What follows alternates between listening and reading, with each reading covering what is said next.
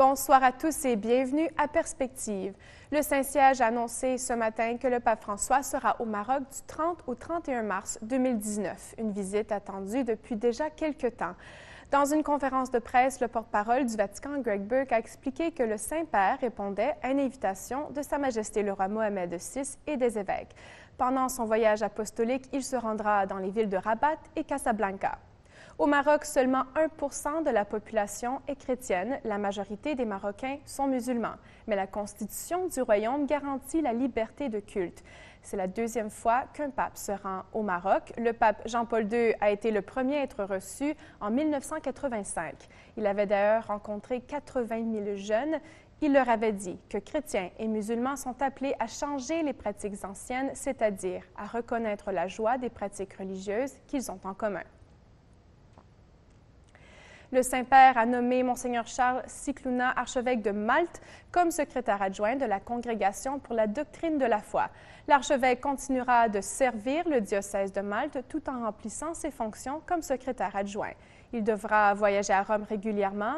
Monseigneur Scicluna est de plus l'enquêteur d'abus sexuels le plus respecté dans l'Église catholique pendant 10 ans. Il avait travaillé pour la congrégation doctrinale comme promoteur de la justice. Aujourd'hui, le pape fait souvent appel à lui pour des cas difficiles, comme dans le cas des évêques au Chili accusés de couvrir des cas d'abus.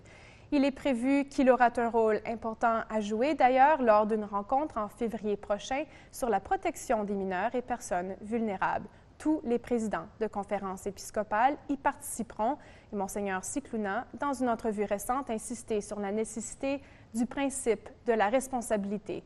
Les évêques sont responsables de leurs actions et même leurs omissions, non seulement devant Dieu, mais aussi devant leur troupeau, a souligné l'archevêque de Malte. Sur ce même thème, les évêques américains sont en assemblée plénière cette semaine à Baltimore. Déjà à l'ouverture de leur rencontre, le président de la conférence épiscopale, le cardinal Daniel DiNardo, s'arrêtait sur les révélations de scandales d'abus sexuels aux États-Unis cet été. Il a aussi fait une annonce qui a surpris les évêques. Le Vatican leur demandait d'attendre le résultat de la rencontre en février prochain avant de lancer des actions concrètes dans leur lutte contre les abus sexuels.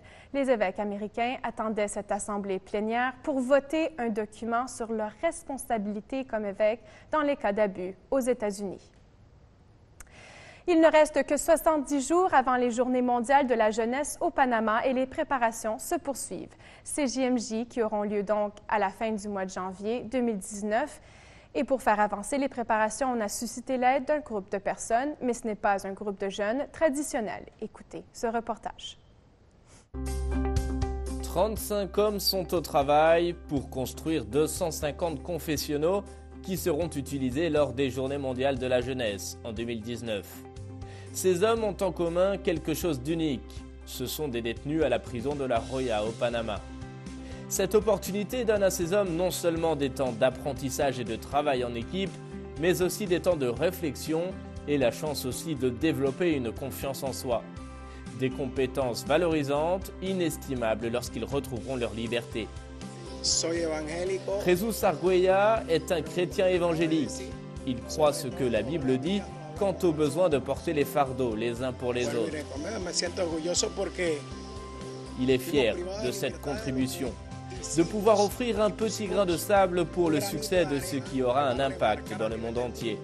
Quelque chose qui n'a jamais été fait avant au Panama. Les confessionnaux seront installés dans le plus grand jardin de la capitale, qui sera renommé le Parc du Pardon. C'est là, pendant les JMJ, que les pèlerins recevront le sacrement de la réconciliation. Les confessionnaux aideront les pèlerins à se renouveler, mais d'ici là, ce travail de construction aide aussi ces prisonniers eux-mêmes à se renouveler spirituellement. Et voilà, c'est tout pour aujourd'hui. Merci d'être à l'écoute et à très bientôt.